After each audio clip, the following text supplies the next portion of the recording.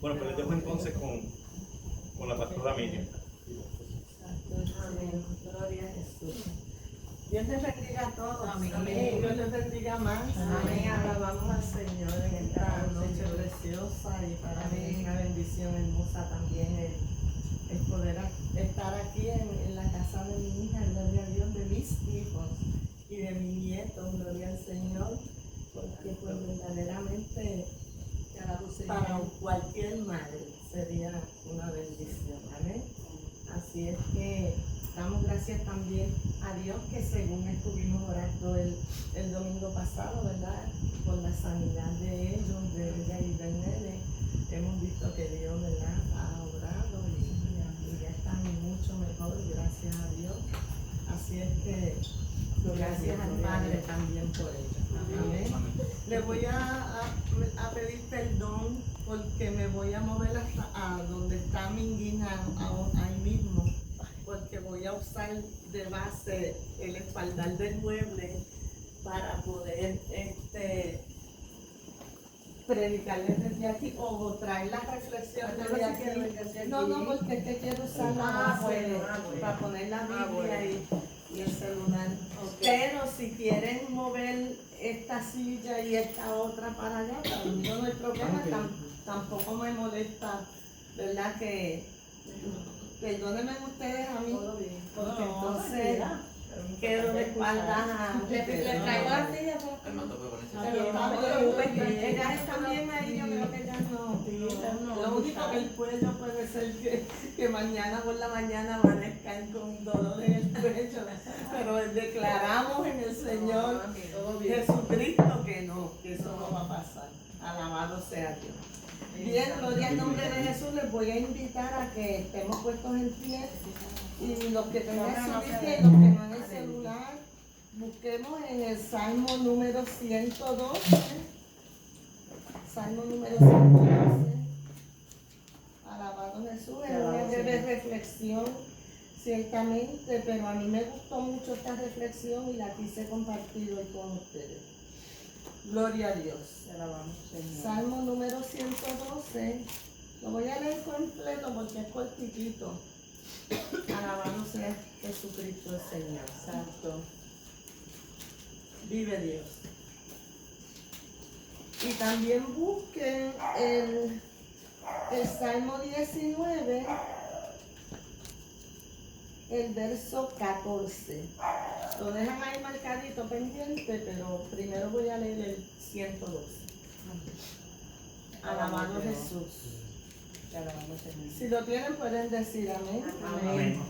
Leemos la palabra de Dios en el nombre del Padre, del Hijo y del Espíritu Santo. Bienaventurado el hombre que teme a Jehová y en sus mandamientos se deleita en gran manera. Su descendencia será poderosa en la tierra. La generación de los rectos será bendita. Bienes y riquezas hay en su casa, y su justicia permanece para siempre. Resplandeció en las tinieblas luz a los rectos. Es clemente, misericordioso y justo. El hombre de bien tiene misericordia y presta. Gobierna sus asuntos con juicio, por lo cual no resbalará jamás. En memoria eterna será el justo. No tendrá temor de malas noticias. Su corazón está firme, confiado en Jehová. Asegurado está su corazón. No temerá hasta que vea en sus enemigos su deseo. Reparte, da a los pobres. Su justicia permanece para siempre. Su poder será exaltado en gloria. Lo verá el impío y se irritará. Crujirá los dientes y se consumirá. El deseo de los impíos perecerá. Voy a repetir el verso 7 que dice, no tendrá temor de malas noticias, su corazón está firme, confiado en Jehová. Padre, gracias por tu palabra y por tu bendición en esta hora, Dios mío. Te pido, Padre Celestial, que uses mis labios, mi corazón y mi mente, mi lengua y todo mi ser, Padre. Te pido, Dios mío, que seas glorificándote en esta hora y que, Señor, nos hables de manera especial. Todos necesitamos oír tu voz. Necesitamos, Padre, que nos consueles, que nos alientes, que nos sanes, que te lleves todo lo que no te agrade de nosotros, que nos limpies cada día y cada día, Padre, nos perfecciones hasta que lleguemos a la estatura de tu Hijo amado Jesucristo, que algún día la alcanzaremos. Gracias por tu amor en el nombre de Jesús. Amén, amén y amén. Y a su nombre, gloria. Dios me lo bendiga. Pueden sentarse un minutito. Gloria al nombre de Jesús. Son las 7:30. Voy a tratar de no coger más de 15 minutos hasta donde pueda. Alabado sea el nombre de Jesús. Gloria a Dios. Pero sí queremos, ¿verdad? Irnos temprano. Bien, gloria al Señor. Si el Señor así nos lo permite. Gloria a Dios. Bien, he escogido este Salmo 112, especialmente el verso 7, porque siempre que vienen momentos difíciles a mi vida o a nuestra vida a nivel familiar, ¿verdad? Pienso en este salmo. Por una u otra razón pienso en este salmo porque la palabra de Dios no se contradice. Y nos dice claramente aquí en este verso 7 que no tendremos temor de malas noticias y que el corazón del que teme a Jehová está firme y confiado en Jehová. Muchas veces vienen momentos difíciles en nuestras vidas. Y en estos momentos, pues no sé por qué he sentido compartir con ustedes parte del testimonio que algún día pues lo predicaré completo o lo traeré completo, pero solamente hoy voy a traer una que otra partecita. De los últimos momentos de nuestra vida, en el sentido, ¿verdad?, familiar mío y de mi esposo, de la iglesia, Ciudad de la Verdad en general, y de mis hijos, ¿verdad?, de nuestros hijos, que fueron en gran medida afectados y parte, ¿verdad?, del proceso que pasamos o que acabamos de, acabamos, vamos a decir, porque ya yo le di punto final, amén, amén, con el favor de Dios, a este proceso hace 4 para 5 años ahora en el 2020. En abril se cumplen los 5 años. Y todo comenzó en un abril del 2015. Esa fecha, ¿verdad?, para mí fue bien trascendental. Por eso no se me olvida.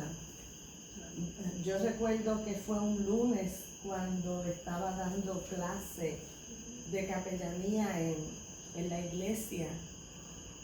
Ese día extrañé la llamada de mi hija, Ruth Mariel. Y cuando llegué por la noche, después de dar la clase, pues dije, caramba, voy a llamar a Ruth porque ella siempre me llamaba todos los días y hoy no me ha llamado, o yo la llamaba a ella, pues así que la voy a llamar. Y entonces, pues, la llamé, pero no me contestó el teléfono.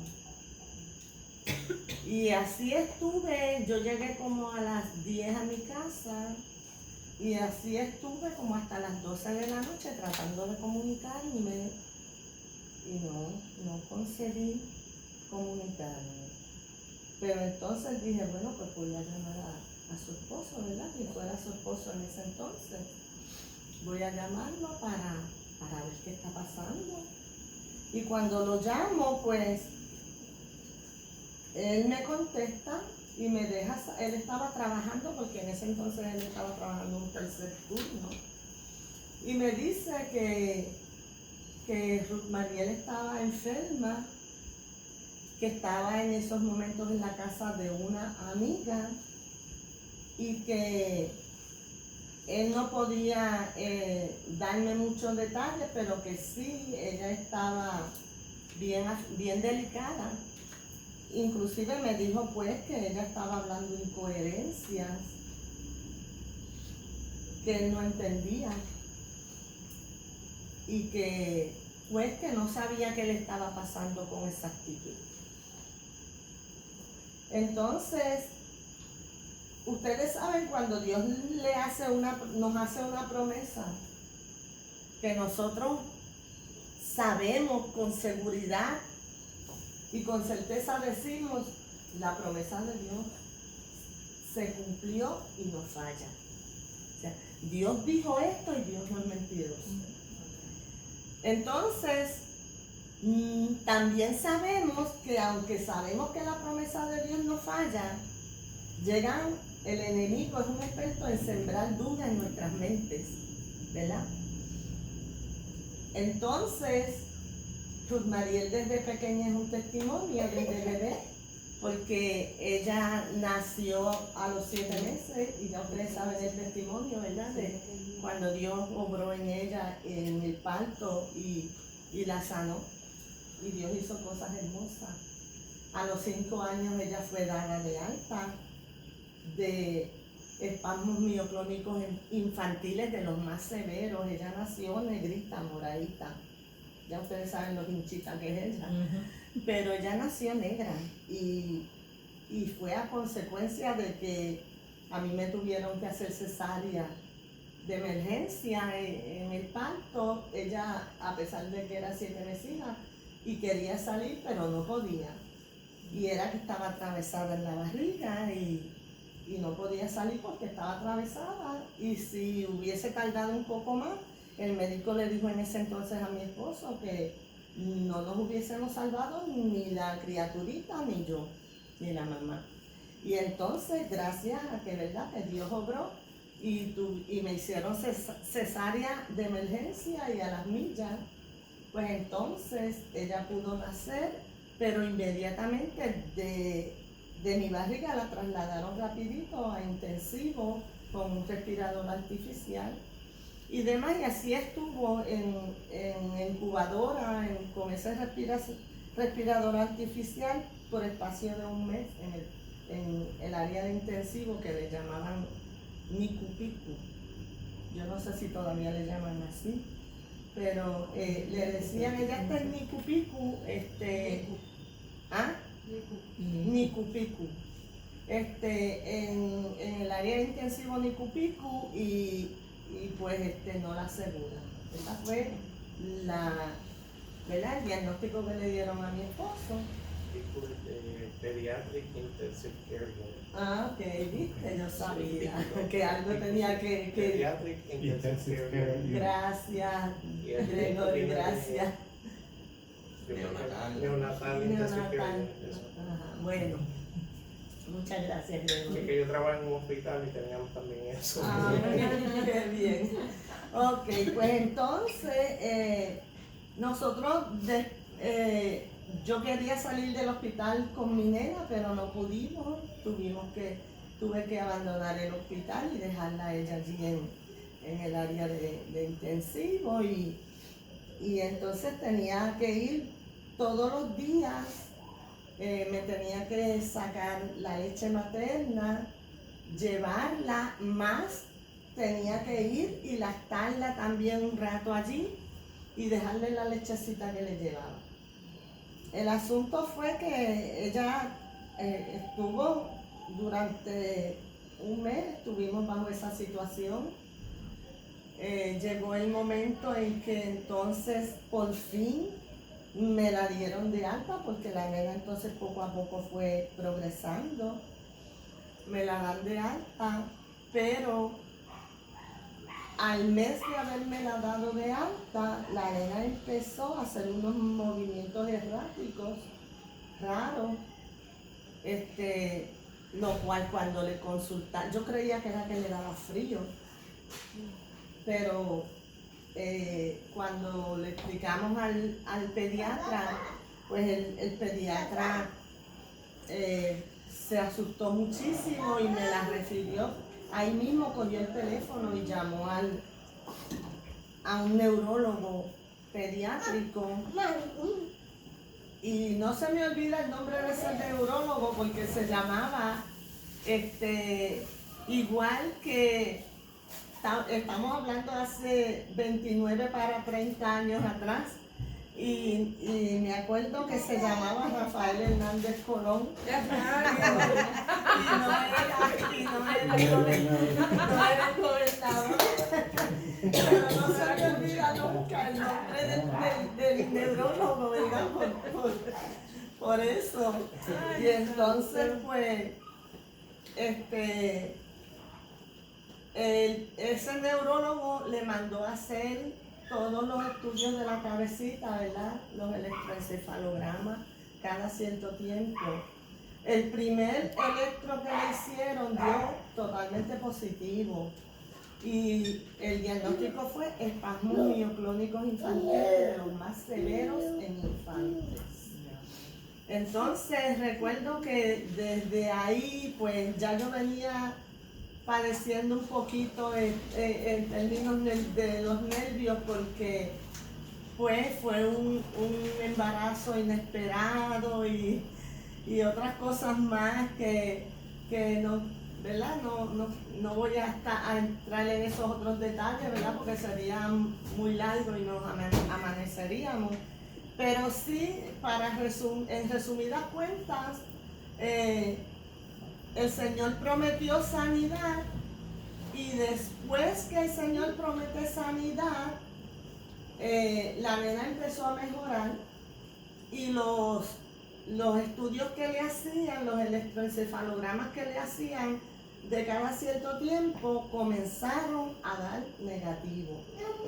Entendimos, ¿verdad? En aquel entonces que Dios había hecho la obra y la había sanado. Y lo creímos y dábamos certeza y testimonio que aunque ella, su desarrollo fue lento y siempre salía entre 6 meses a 1 año de atraso en el desarrollo, pero nosotros la declarábamos sana todo el tiempo y confiados y seguros de que Dios había hecho la obra de sanidad.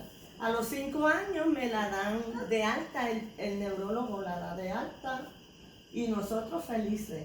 De ahí en adelante, aunque la nena siguió cogiendo terapias del habla, terapias de ocupacional, vocacional, terapias de esto y terapias de aquello, para caminar, ella vino a caminar a los 3 añitos y fue otro milagro más que Dios hizo.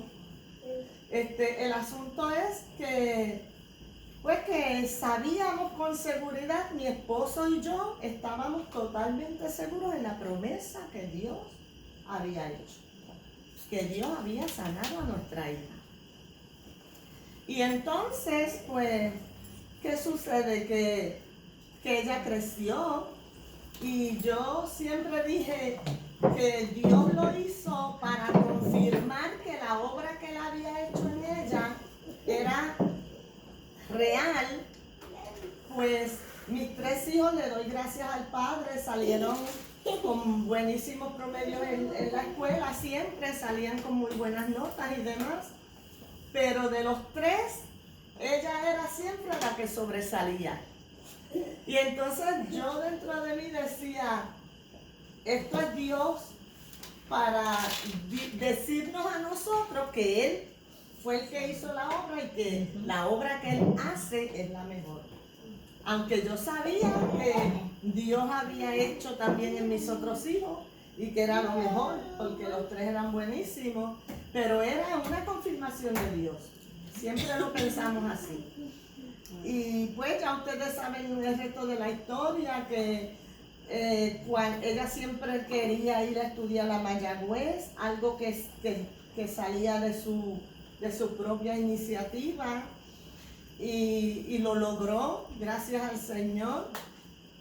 pudo estudiar su bachillerato allí en Mayagüez y graduarse con muy buen promedio, gracias al padre y demás, pero que entonces termina su bachillerato y se casa. A los 2 meses fue, ¿verdad? En mayo terminó el bachillerato y en julio se casó. Así es que mi esposo siempre le decía, Ruth, espera un tiempito más, no te cases rápido. Pero pues ya ustedes saben cómo es el enamorado. Se enamoran y es lo que ellos digan. Cuando se quieren casar, no hay quien le diga lo contrario. Hasta Luz Miriam, que Dios, yo digo que esta muchacha Dios le ha dado un sexto sentido. Y donde ella pone el ojo, pone la vara, como dice el hebreo. Pero Luz Miriam en ese entonces, en el 2014 fue o en el 2015 que ella se graduó. O se casó, mejor dicho. Yo creo que fue en 2014 o 15, 2015. Ok, pues antes de casarse, Luz Miriam se sentó a hablar con ella. Y le dijo, Ruth, yo siento, el Señor me deja sentir que ese no es el compañero que Dios tiene para ti.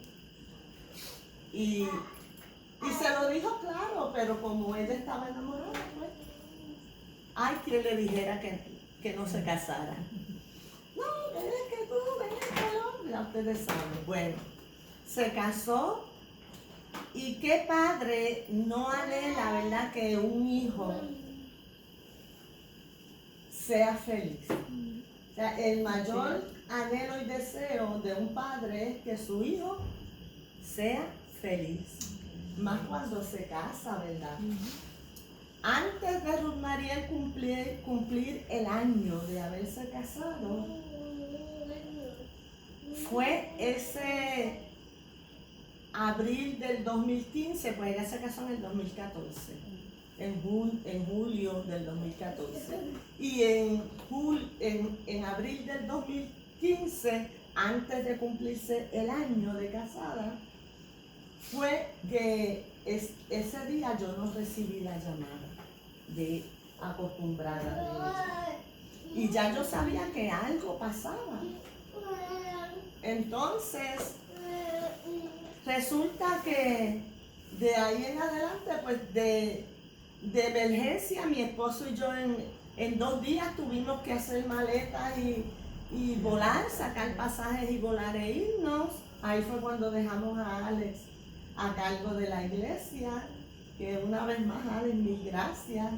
Luz Miriam también le ayudó, entre los dos se ocuparon, ¿verdad?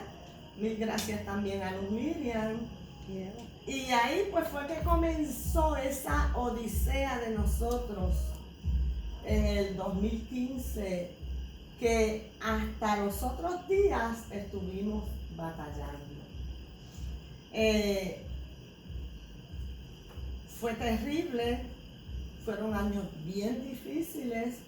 En una mi esposo y yo estábamos que ya pues decíamos, pero es que no entendíamos.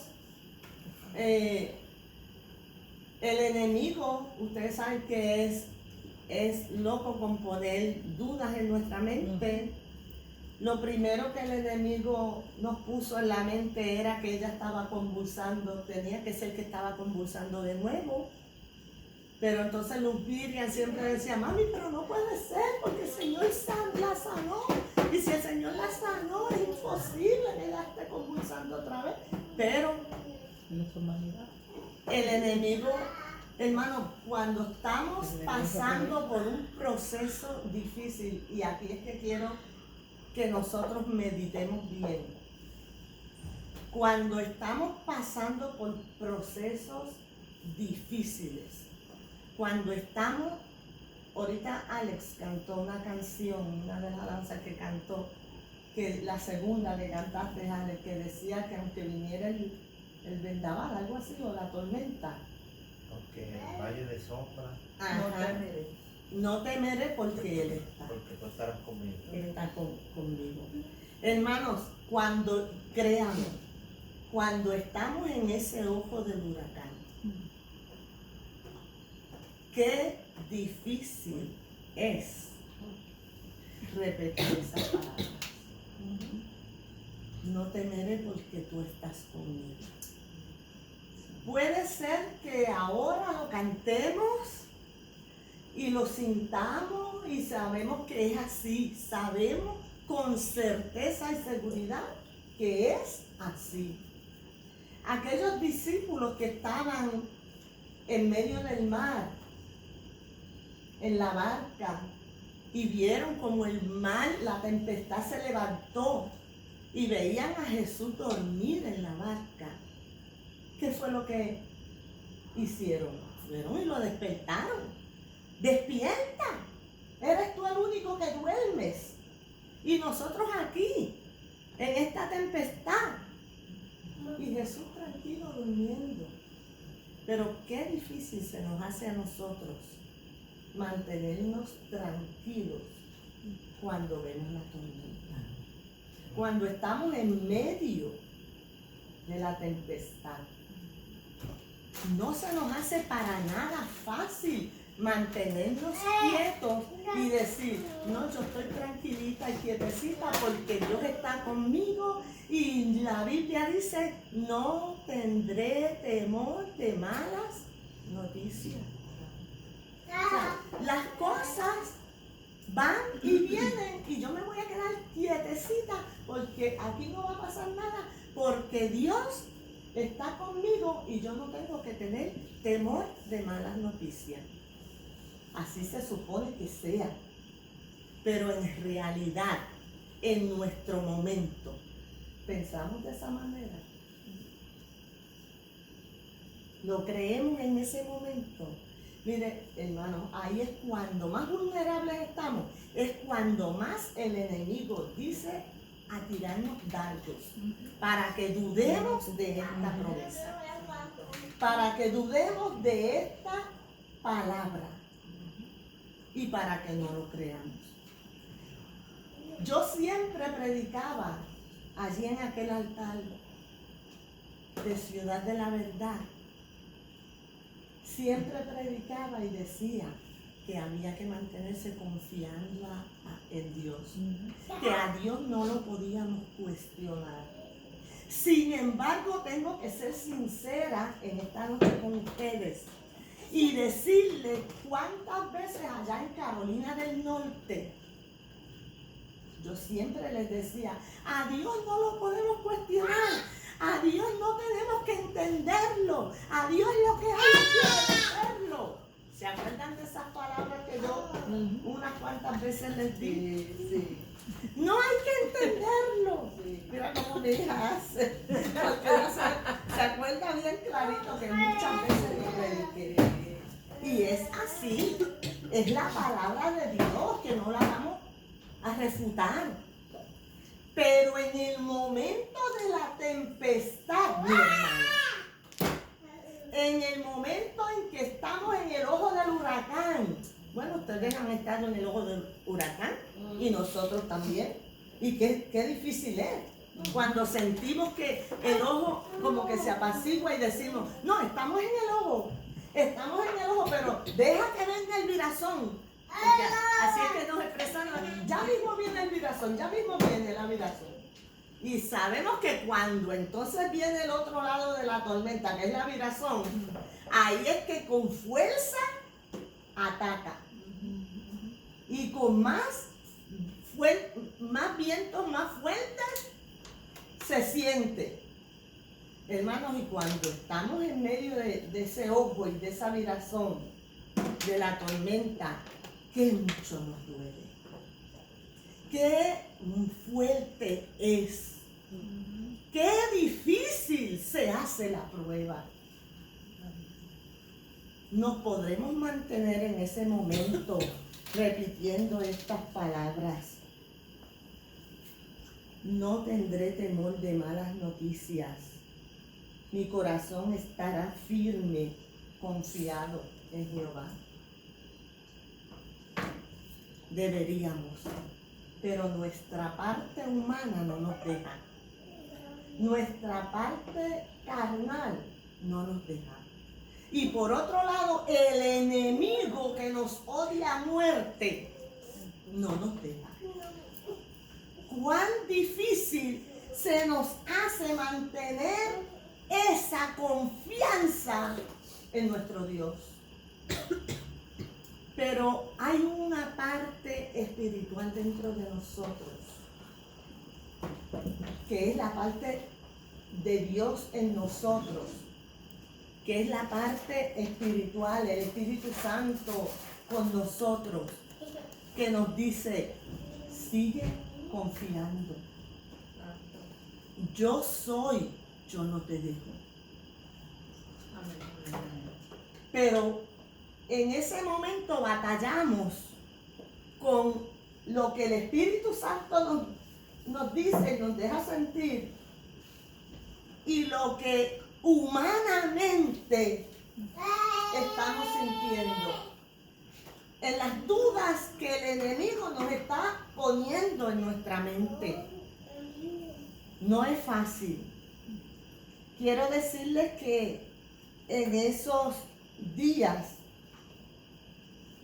o en esos años, porque si la prueba hubiese sido cuestión de 2 o 3 meses, qué bueno hubiese sido.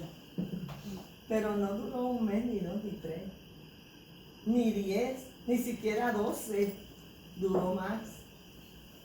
No fue 1 año, no fueron 2 años, fueron casi 5 años. Momentos difíciles en los que esa persona que le prometió a nuestra hija en un altar y le prometió a mi esposo en un altar y le dijo, yo la voy a cuidar, ante un pastor y ante una congregación y ante, olvídese del pastor, del hombre, del ser humano, ante Dios en un altar. Nos dijo, yo la voy a cuidar, yo voy a cuidar de ella. Y nos prometió que iba a cuidar de ella. Fue el primero que la traicionó. Fue el primero que la tiró a la calle. Y le hizo una llamada donde le dijo, no llegues a casa, porque si llegas a la casa, la policía te va a sacar y te va a llevar presa.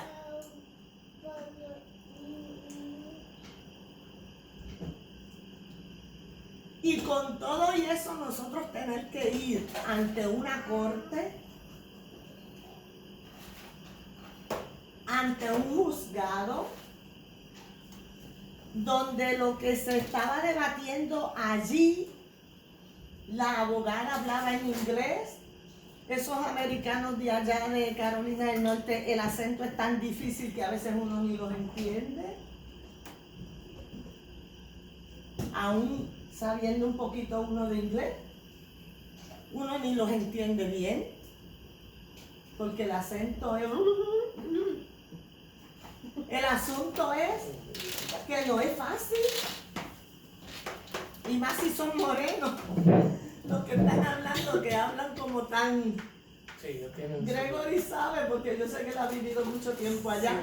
Sí. Y yo fui allá sabiendo inglés. Y se me hizo bien Y difícil se hace acostumbrarme a los difícil. acentos. Ajá.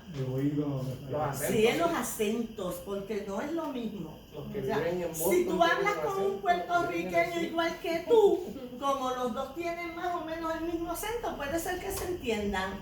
Pero si hablas con un americano, es fácil cogerle el acento. El asunto es que nosotros allí en aquella corte, escuchándolos debatir y no poder ni siquiera entender bien lo que estaba pasando.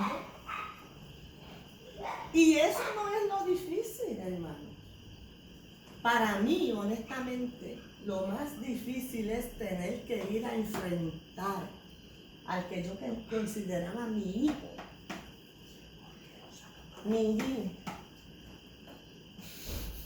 Échate un poquito para acá, no te asustes. Yo te considero a ti mi hijo. Este muchacho ha sabido demostrarnos a nosotros ser un verdadero hijo. Un buen padre y un buen esposo. Siéntate otra vez. Oiga, pero usted sabe lo que es que en menos de un año de haberte prometido que van a cuidar de tu hija,